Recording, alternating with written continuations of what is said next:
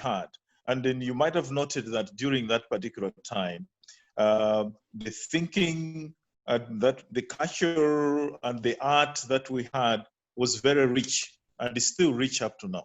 And now what I see is that a lot of Africans today, they've forgotten that. And then we are dealing with the Western culture and other things, forgetting our own history. So coming off from there, I think we need to bring back all Africans to understand where we're coming from, that we're the first civilized people in the history. The people like the Vasco da Gama and the other people who came to discover Africa, they were not the first. We had already been, at that particular time, historically, we were civilized already. But I think there were a lot to be done. And if you look at the current scenario, I think I'll go deeper into very quickly into how we can develop and invest ourselves to come back to the life that we are supposed to have continued at the time civilization found us. When people came and invaded Africa, they came in for their own purposes. They brought in different, of course, culture, which came in the name of various religions. And then from the religions, we learned the other culture from the Western world. But the thing I'm looking at currently to move forward very quickly, because we have moved away from that, having learned and made mistakes, we've gone Western and then came back. Now we are disintegrated because we were given an idea of colonization, where Africa was disintegrated because there was a lot of riches in Africa. And our colleagues from the other continents came in to invade and pick up things. And they made friendship with chiefs and kings within that particular time for a purpose. And then that purpose was not the best purpose for Africa. They were doing that deliberately because maybe in Cameroon they found some gold and something like that. In Zimbabwe they also found some diamond and stuff like that. They come to Malawi on a similar note. They get some other things. South Africa, gold and stuff like that. I may mention a few of those countries. But looking at how we can move away from those type of development that we have experienced through our ancestors and our parents who have fought for the freedom, the current freedoms that Africa has attained. Most of the countries now, they're independent.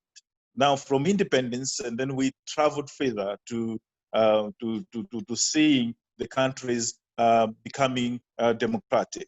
And then from the democratic point of view is where maybe things have not gone right. People who moved away from colonial master, having fought them and won the wars during that time, and we're talking of like some of the countries would be 40 years ago, 20 years ago, 10 years ago. And they've won that. And then we are found in a wave of democracy, human rights, and all those type of things coming into the world, into Africa.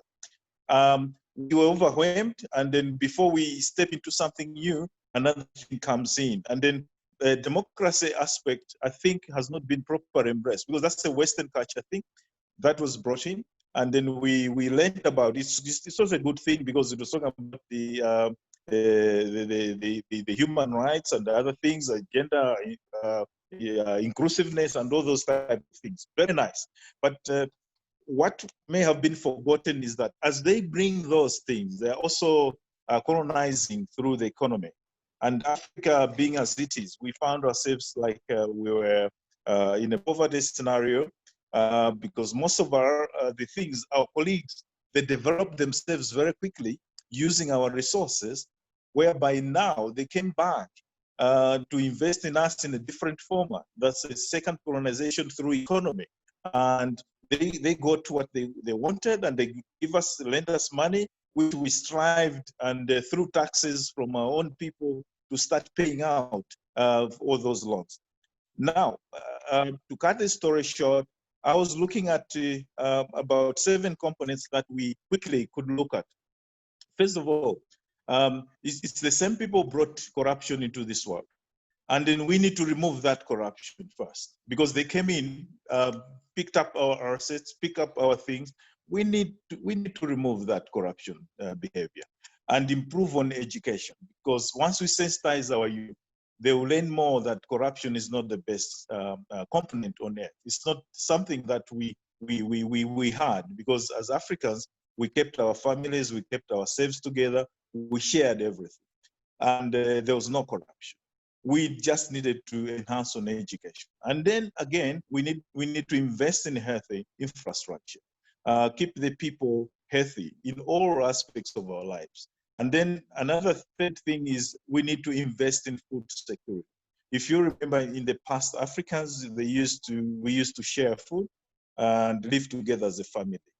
And the fourth item, which I thought was very key for us, is to also invest in the road networks, transport network, so that once we do that, we are communicating, transporting our food items to various corners of Africa. And even we could feed the continent, the whole world through African continent. And the other issue I looked at was, again, through the same road networks and transport, that will create entrepreneurship amongst our youth and amongst our people in Africa. And also, I think we need to invest in IT technology, because the communication and the other tools that we may use within the world, they could be advanced in technology. So we need to advance into that as a part of our investment. We need to remove the borders, and we need to become one continent and create tourism. We need to move, really, sell each other items that the other part of Africa may not have. We sell each other to one another within the same Africa region. I think we will enhance our economy pretty well and easy, because things will not be as expensive importing from outside.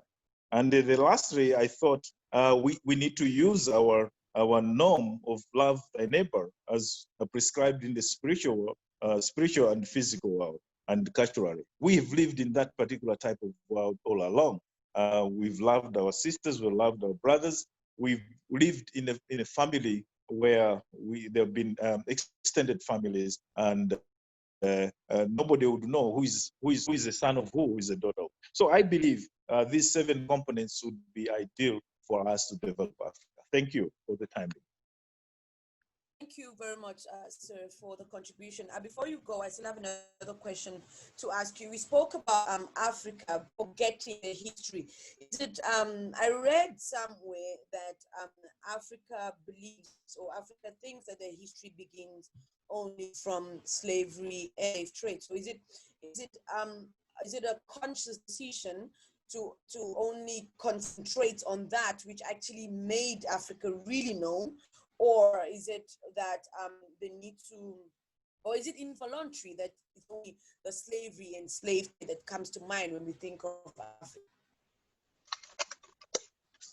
I believe the trade that started in the Arab world, it also floated into Africa in their invasion. I think they were trying to get more by their own discovery, where they found parts of Africa having some minerals and all that.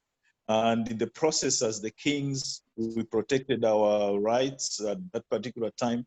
And these people were coming in to collect whatever they didn't invest in from Africa. And in the foregoing, they would pick up people, use other people in the corrupt world, and then slavery started in the process. And that's where I think we've moved out of that, and then slavery was abolished in the Western world because they knew they had taken enough. That's what I'm looking at here.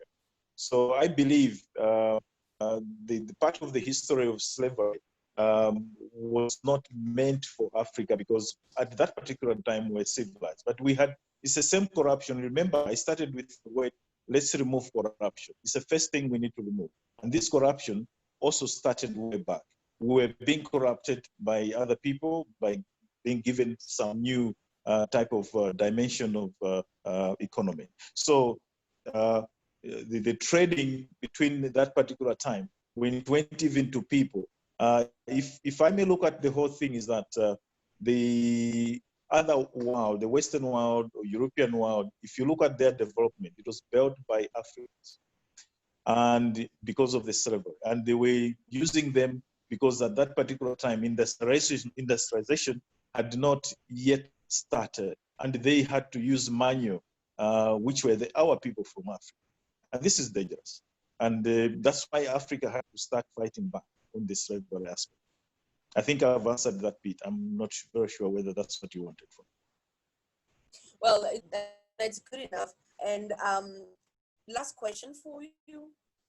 Yes. The Trinidad and Tobago newspaper, the PM's message was African youths modern history, but brass future. How adequate and how feasible is that statement, or is that quest? So African history, I didn't pick it up. You were cutting off. African youth. Yes. African youth must learn history, but grasp future. Can you elaborate on that statement?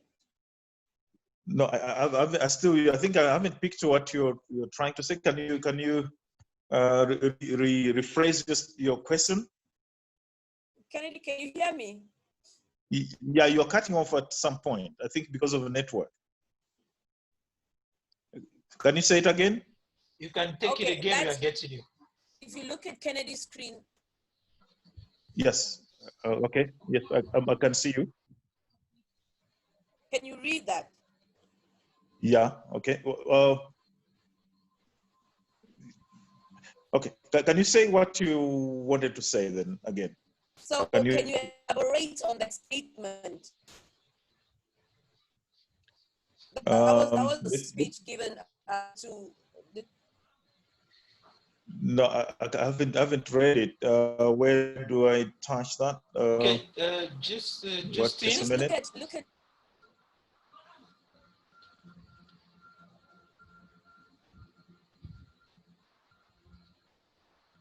Look at African youth must learn history, but grasp future. Sorry, your interruption. African history was learned by? The African youth must learn history, but must grasp the future. Oh, yeah. Okay, I now get you. Yes. You see, for any nature or for any person to go forward, you must look back at what the history of your background is all like. It starts from your also family, where you're coming from. For any behavior of a human being, it takes upon where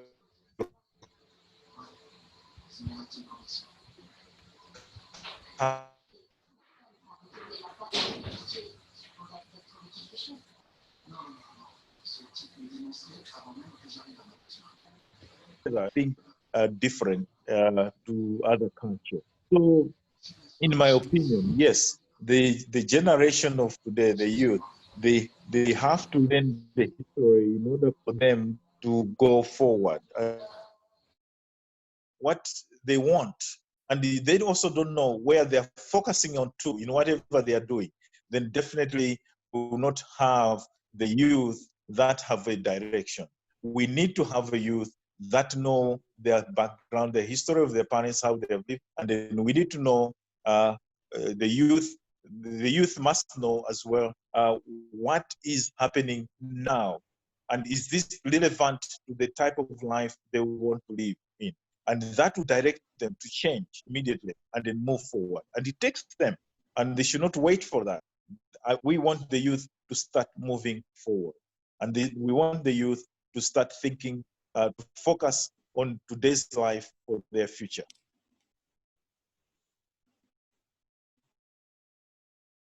Hello? Thank you. I'll give you some time to take a breather. We're going to go to our next panelist. Good evening, Professor. Good evening, Blandine. Good evening to you, and good evening to all the panelists. Good evening to everyone and to all those participating in the program this evening. I believe that by virtue of what we'll be doing this evening, there's going to be an impartation in the lives of some individuals, and enlightenment and some insight will be actually given so that we can force our way forward and see how to carry Africa to the dimension it's supposed to be. Yes, Blanty. Professor. Let's talk about historical. Let's talk about historical awareness. Does it only end with the fact that we know as Africans that we were kings, like often indicated, or there's something deeper to African awareness than just what we know that we were or what we did in the past? Okay. One thing I will say is the history of every civilization or of every people carries the future of the people. I'll turn it this way again. The future of every people is hidden in their past. So if you are supposed to actually have a grasp of a better future, it is necessary to get deep in digging the past in order to know exactly what was hidden in your past, so as to be able to be prepared for the now to live the future. You know, one of the errors that a lot of African youths have made is the fact that they don't care about their past. The past of the African people is what carries their true identity. The identity of the African people is actually found in their history. And you know, since we have been a people that have been subjected to slavery and colonization for a very long period of time, I think the black man is the only race of people that have been subjected for more than 500 years of slavery. And as a result of that, they have been depersonalized and deculturalized, and as well as their identity has been stolen from them. And it brings you to a place where you discover that most of those who today you see as Africans precisely are not Africans, because they have little or no African cultural roots and values. Why? Because they had been trained in a European lifestyle. And so if you ask me that question, if there is something deep that is hidden in the history of the African people, yes, there is a lot that is hidden in the African history. You know, I'm a theologian, I am an anthropologist at the same time, and it has given me an opportunity to be able to learn a lot about the history of humanity in general. When I get to study the history of the African people, going back, let's say 8,000 years in the ancient time, I'm talking of 8,000 BC down to our present time, you discover that the African society is the society which was built on science. It's a society that was actually built on science. It's not a society that, you know, we have been deceived to believe that we were primitive people and we lived in caves and that has been a hindrance to many of us to actually say, wow, we are primitive people. But when you study, you realize how technologically inclined and scientifically inclined the people of Africa were.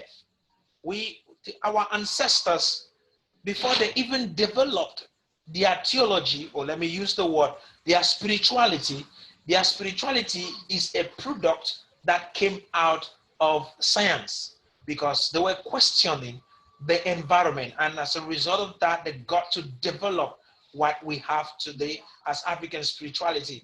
And true African spirituality has nothing to do with idol worship, as a lot of us we had learned. They came and told us that the African man actually believed that life is found in every inanimate thing. And as a result of that, the Caucasians gave a name to the African religion. They call it animism. Animism is not the title or the name that should be given to the African spirituality. Why? Because the African man believed that he and and nature are actually linked together. And that is the truth. Even in Christianity, our studies make us realize that the entire creation is unified.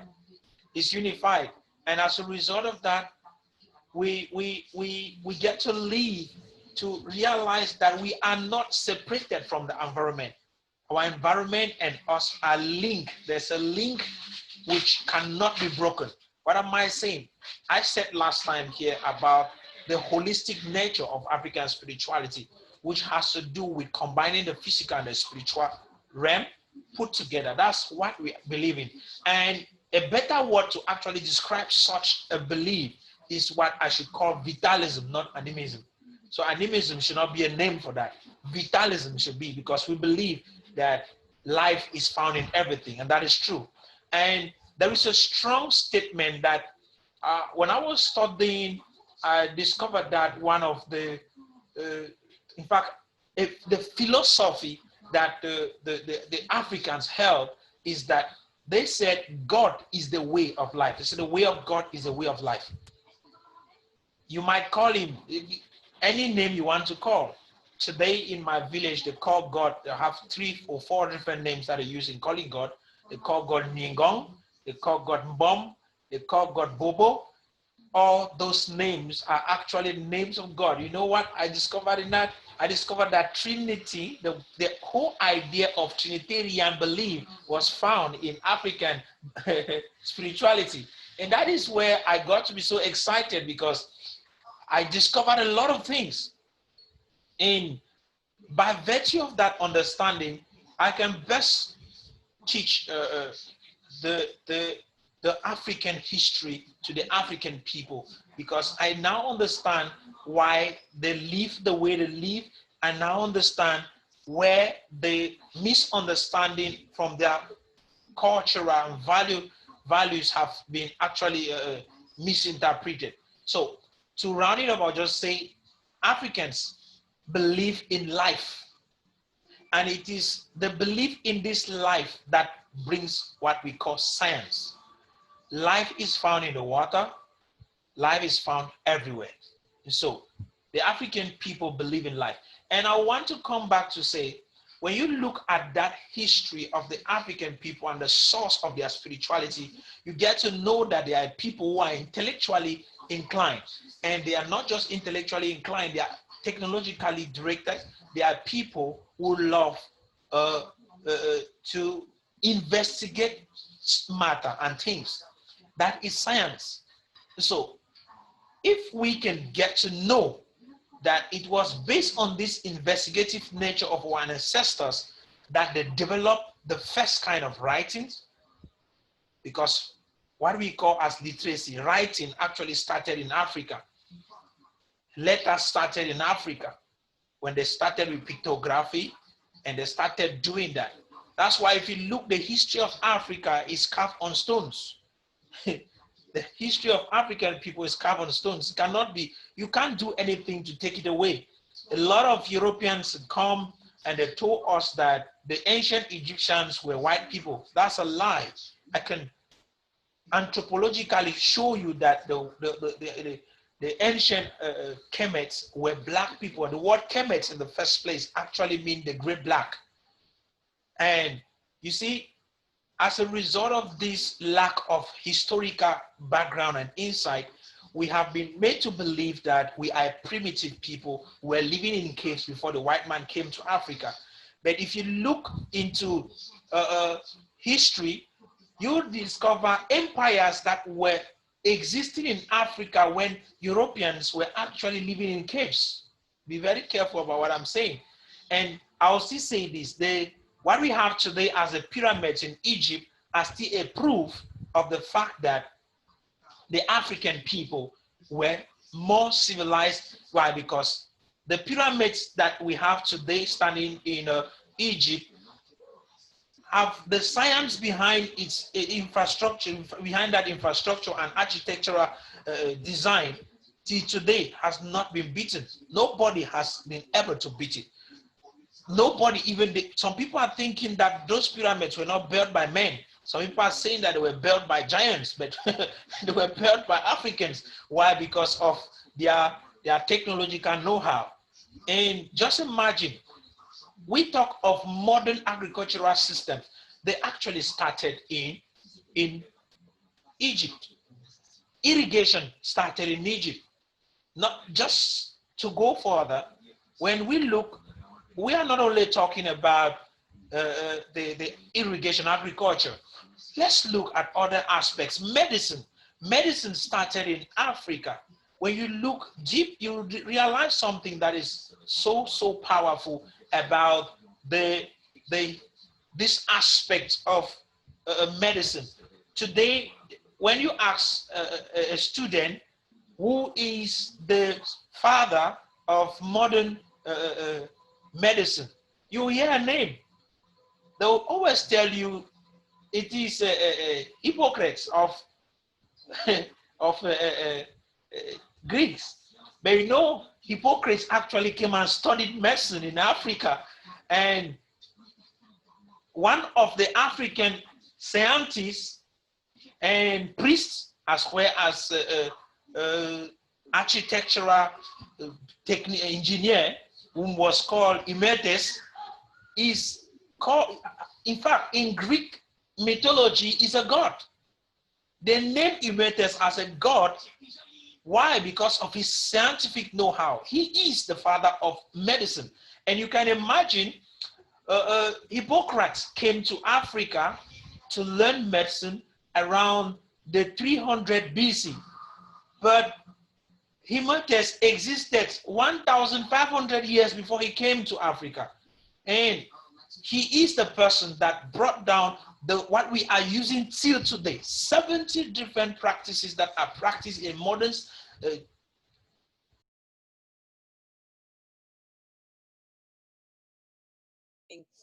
African history.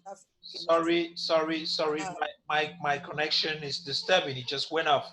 So I was painting a picture of the medical sciences and its modern usage in the world of today. And I said, today there are 70 different medical practices that are actually used to this very day I'm talking, which were developed over 2,500 years ago. I mean, I'm talking of 2,500 years BC, before our time. And in our time, you cannot imagine that they steal this know-how and they want to put it on Europeans. Why should they want to hide the history of the black people? If they, the Greeks, called Emetes a god, the god of medicine, then you should try to understand where they come from with this understanding of science today. It is all African imported. In fact, they carried it from Africa. They went, and then if you go back again, you discover around the 700 BC AD, in our time, 700 AD in our time, the Moors of Africa, actually, when I talk of the Moor, the word Moor actually means African, black people. The word Moor is the word nigger or Negro. And the Moors left Africa, entered into Europe, conquered Spain, and actually taught the European civilized ways of living. The Africans actually taught the Europeans how to bathe. The Africans taught the Europeans how to treat yourself from diseases, because they were living as primitive people and were dying, like just dying anyhow. But by virtue of the know-how of the Moors, black people, brothers and sisters like you and I'm talking of our time, not in the ancient times. They carried civilization to Europe and ruled in Europe for 800 years, which implies that the Europeans were only able to conquer the Africans around the 1400 AD before they decided to come down to Africa. That should be one of the reasons why they decided to come to Africa and bring distortion of truth. So they came down to Africa to come and exploit Africa. And when they came now, they went into West Africa. They entered deep into, because they could not go deep into East Africa. The nearest position was West Africa. They entered West Africa and started exporting our fellow brothers and sisters to Europe to go and become their farmers and to go and build their society. You see, the society of Europe is actually built by the black people. America that you see is actually built by the black people. But the credit goes to white people. They are slave owners. And most of the inventions that you see out there, for example, they are saying that Thomas Edison invented the light bulb, but that's not true. The light bulb was invented by his slave boy, his slave, which was a black man. And all that history has been hidden and kept from the black people from discovering it. And as a result of that, we get to live as if we have never contributed to science, to the progress of the world. So Africans need to know this past of theirs and know how important they have been to the entire globe, to the global world. And when that particular understanding is gotten, they will be able to truly invest in their present for a better future. So I think that the history blending of the African people is as important as their future is important. Thank you. Right, thank you very much, Prof, for that insight. And I have another question for you. I'm hoping that so that after that, then I would come for you. You mentioned a lot of inventions that the white people have taken credit for. So basically, what you're saying is Africa's history is richer than we know, and Africa's history has deliberately been wiped away. So the youth or the Africans today are not aware of their history. Yes. You see, Landy, you start asking the questions. Most of those whom we call the archaeologists who came from Europe, what were they searching for in Africa? Why is it that they were not searching their own continent to find out the relics that they have actually hidden in their museums? They came to Africa, dug civilizations, carried it away because they don't want that the African people should get to discover who they are and what they possess. They carried these things and went and hid them in their museums in Europe. That is just to hide the African civilization from the Africans. They want to hide the history of Africans from the Africans.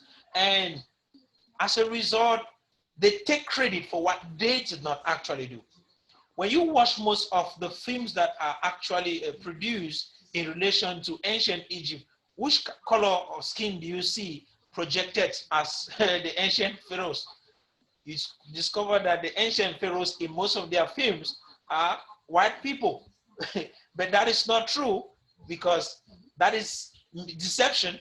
That's actually to keep you people in darkness. And it is as a result of my anthropological research work that I've gotten to discover a lot about our people that has been hidden from them. And I think we can actually sit and not do something about it. I think we need to rewrite a lot of books to establish the minds of Africans.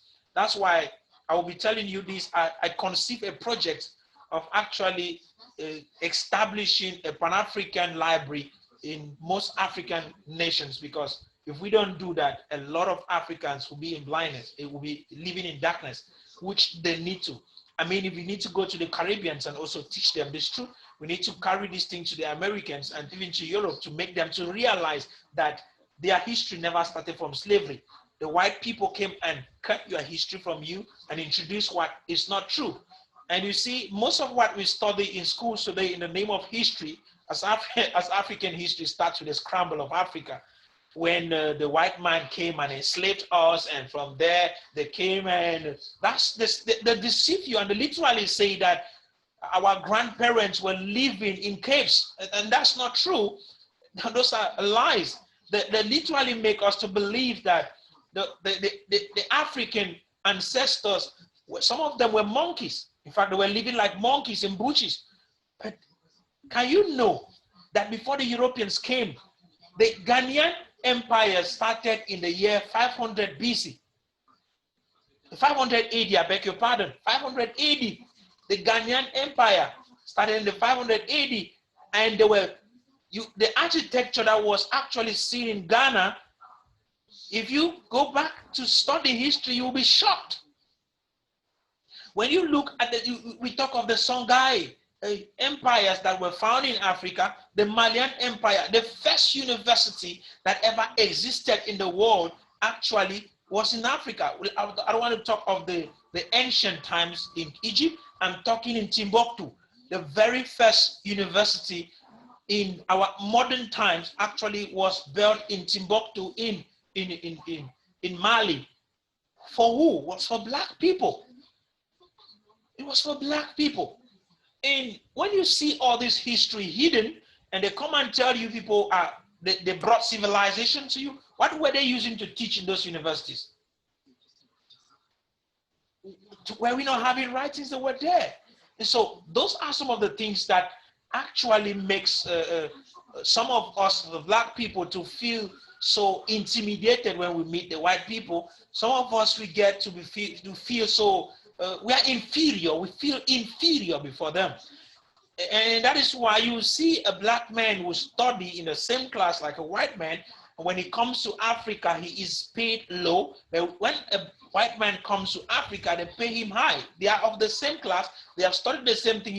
The Black man is even more intelligent than the white man, but the salary given to the white man is different. Why? Because our leaders are more of Europeans than Africans. They have been educated in a European lifestyle, and that European culture and insight is in them. They are not Africans. They might be Africans in skin, black color, but they're not Africans in value and culture. So those are the things that we need to reinstitute and reteach so that our societies can progress from that position. If Africans don't know this, I want to be sincere with you, we will always feel inferior, and we will always feel like we have nothing to contribute to the society.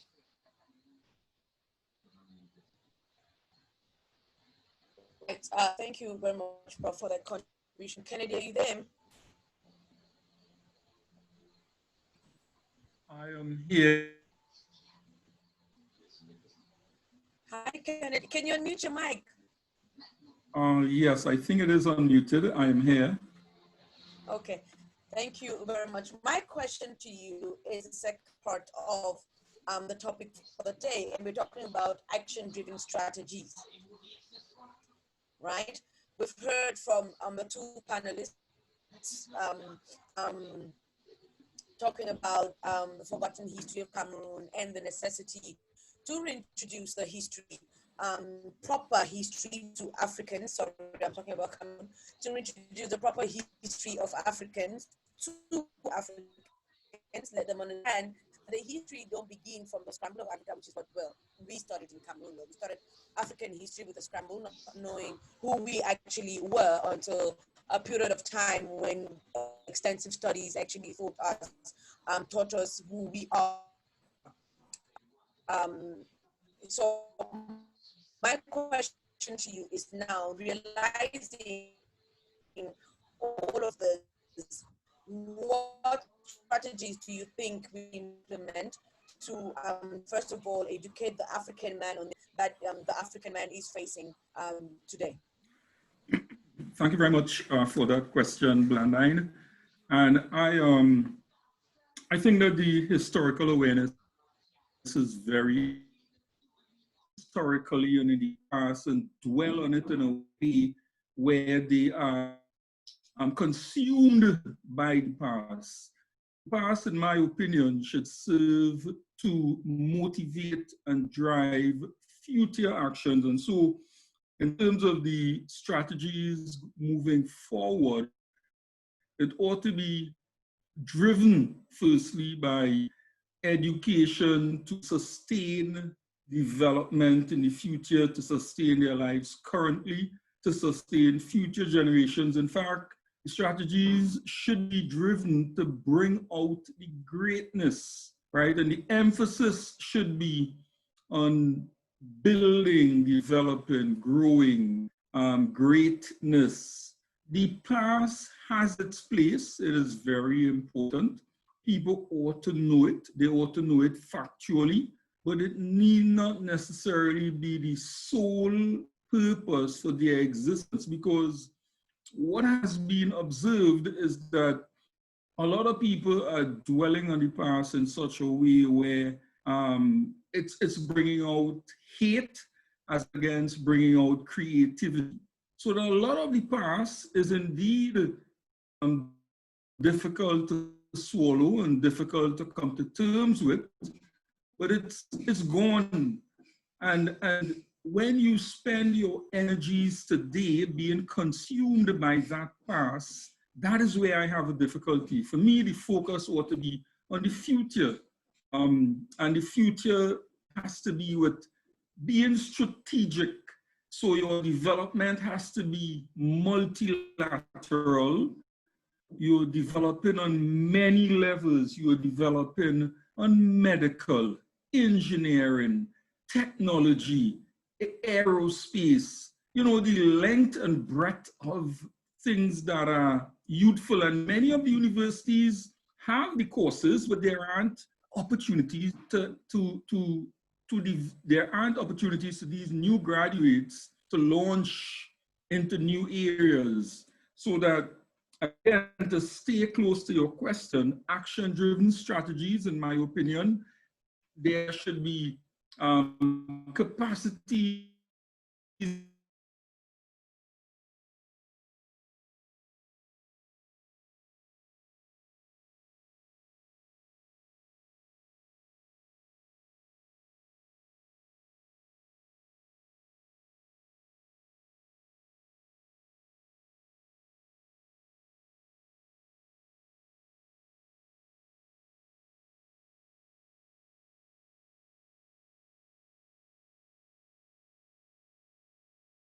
counterproductive. Good. So again, I'm in full agreement with you. A lot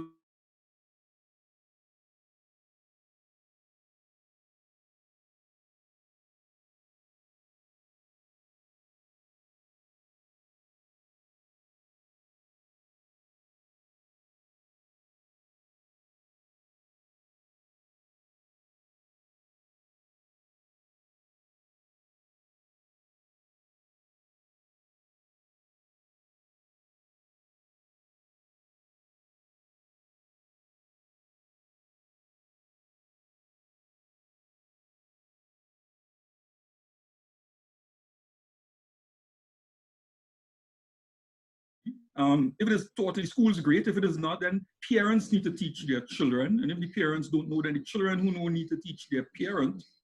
We need to be conscious. We need to be aware. We need to be awoke individuals that would search for knowledge. You have this knowledge, you do an analysis of the knowledge that you have, and then you chart a way forward. What am I going to do with this information that I have? And it's a gradual process. Right. Thank you very much, Kennedy, for that. Obviously, our history needs to be taught.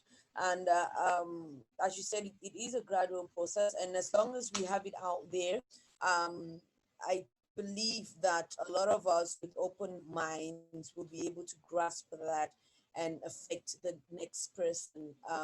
And so it will grow, and then Africa as a whole will know. But sir, Mr. Justin, let me ask you this question as well. Do you know, or do you think of any actions that, or strategies that could be implemented so that the African history can I don't know, change the mindset, the proper African history can be taught to change the mindset of the Africans to enable positive growth in Africa? I've heard about our history, and I've read about it. And I think I initially started with mentioning about the medieval African kingdom that we talked through, and also my colleague, Professor Kumbo, also mentioned on the same line And I've also heard, I think from is it Kennedy just now speaking, similarly, he's been talking about the same history.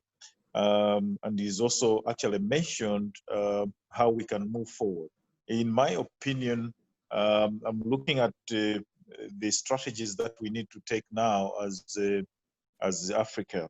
There are a number of issues that we are learning from. The past is good, at the same time builds up our history, but every past builds a history.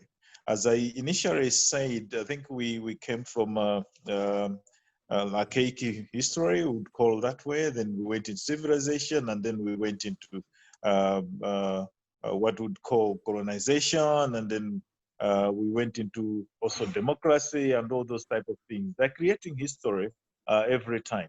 But maybe the question would be, has history that we've created made an impact to change of Africa?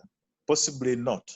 Reason is that the current trend of the politics is that we are listening much from the Western culture and the Western politics, where we are directed to do things that are not strategic for Africa. I think Africa needs to create their own strategy for Africa. We need to teach each other from the Africa perspective. We don't need, much as we might make a reference to, we've been trained, you might have noted from part of our portfolios, some of us have undergone through universities in Europe. Yes, maybe that was an advantage of the relationship governments have had. They would give scholarships and all that. But these are also some of the incentives that may not have been good for Africa. Reason is that as they come in, they brainwash Africans to remove their history and believe the history of the Western world as the best, or the European history as the best. And then you pick up from their history, and then you come back home and you brainwash again your relations and think what you learned out of there was the best. But forgetting that the base is in your own country, in your own culture, in our own behavior. I'm mentioning culture because at the beginning of our life, we learn from our parents how we live within Africa. But I think we needed to improve from the first civilization that we got. I think if we went on properly, if you look back at the ancient history, you discover we in the past Egyptian kingdom, where we had the King Ramses, then the Great Kingdom within the period of the year of 1200 before Christ. I think when we look at all those, you'd find that there's something that we learned out of that history. We started civilization. My colleague mentioned about irrigation engineering. We've mentioned even the road network may not have been throughout Africa, but we still traveled to various places of Africa. But maybe we needed improvement. The engineering would have spread throughout. So in my contribution, I would look at us as the current scenario, that as Africans, we need to start making new strategies. And the youth, is true, we need to rewrite the history, they need to learn where we are, but that will waste time. If you look at the youth today, they're fast thinkers. They think we have wasted enough time, or we've wasted so much time in thinking about how we're doing things before. They want things done right there on the spot and move forward. So that's where we need to encourage them. How can they move forward for those who have the history, and at the same time they learn about it? Our children today, they are learning very quickly about the history, and they are learning very quickly about life because the technology has invaded, and we are easily seeing the world out there in your own hands everywhere. Here we are talking on a Zoom. We are seeing each other from Cameroon, from other places and the like. It's part of technology.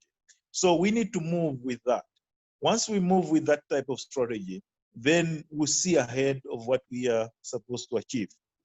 My thinking here is that we need to encourage the youth today to embrace what they have learned from back home here in Africa, also what they've learned in Europe, what they are learning to Europe, bring it up here and continue developing the countries where they belong. And at the same time as we develop Africa, we need to share this knowledge from one part of the Africa to the other part of the Africa. Disregarding, we should not have a segregative way of sharing the knowledge. We need to spread over it. One learns something, even in the village, you find that we normally talk about chiefs having the wisdom, even if they haven't been to school, but they were able to tell even an educated man how he has to behave. In this manner, in the same manner, if we are working inclusively with everybody, I'm sure the country, Africa as a whole will develop very, very fast and quickly. Look at China. It hasn't taken 40 years before they got what they're doing now better than everybody in the world in terms of economy. They've surpassed everybody.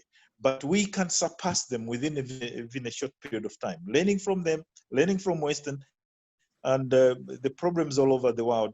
I'm sure Africa cannot embrace those. It's a learning too, because most of Africans, they have gone out to all various countries. They've been to China, they've been to US, they've been to Europe, they've been all over. And they know what are the mistakes the other guys have made, and then what are the things that we can correct. So I believe we have better strategies if we sit down together, put our knowledge together, put our education together, we can come up right and even surpass the whole world. I think that's my contribution. So don't you think it's a little bit controversial when you say that we should learn from the Western culture, knowing that we have our own kind of education, we have our own culture, we have our own spirituality, and the purpose for what we're doing now is that Africans should learn their own. Africans should concentrate on their own. So isn't it a little bit two-sided or controversial when you say that it's a good thing that we learn from them? Is that which actually diminishes Africa as anything. Actually makes Africa what they call it, the dark continent. So when we're learning from them, isn't it like, that's why it is controversial, but mind you, they came back to Africa, invaded Africa in the name of civilization, which we already had.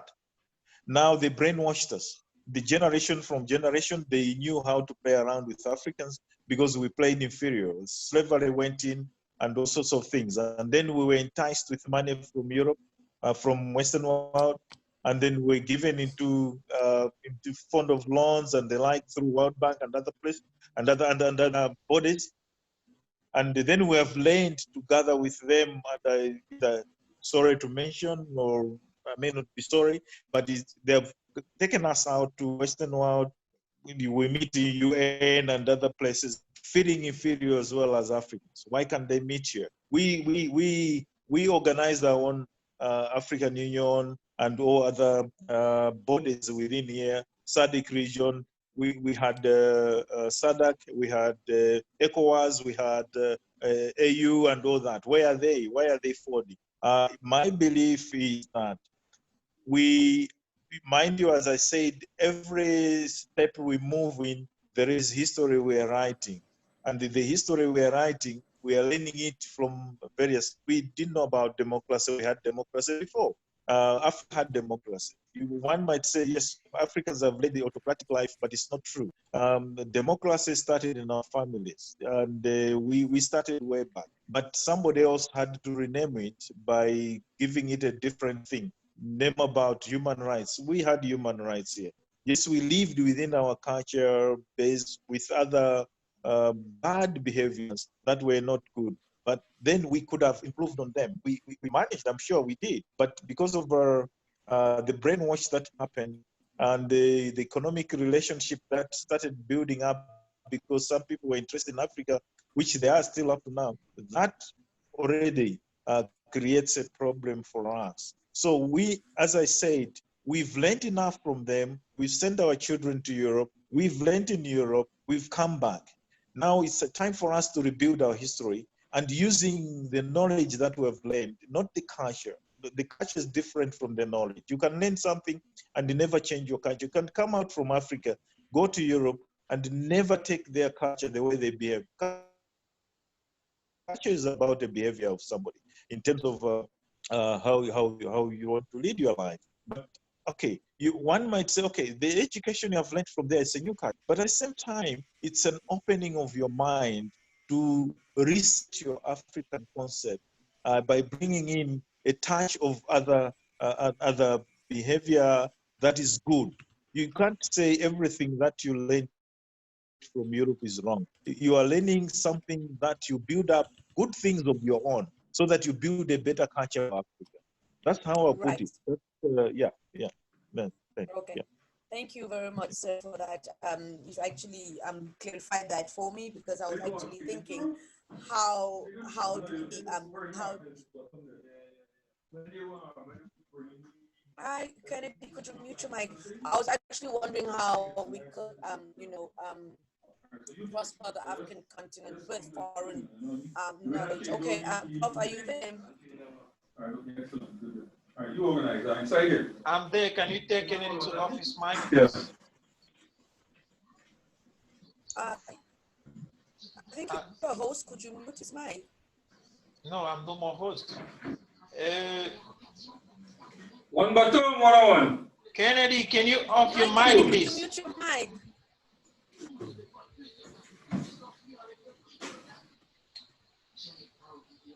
Okay. All right. Yeah, I was going to ask you about the action-driven strategies that could be implemented for the results, focusing on Africa and the growth of Africa. Do you have any, more strategies apart from the ones that you've learned from Mr. Justin and Kennedy? They talked about mostly the history of Africa to be taught to the African man and in more than we can. And Mr. Justin also indicated that it's also a good thing that those Africans who are out there can bring the knowledge that they've acquired from there and do like a mix. Okay. Kennedy. Yeah.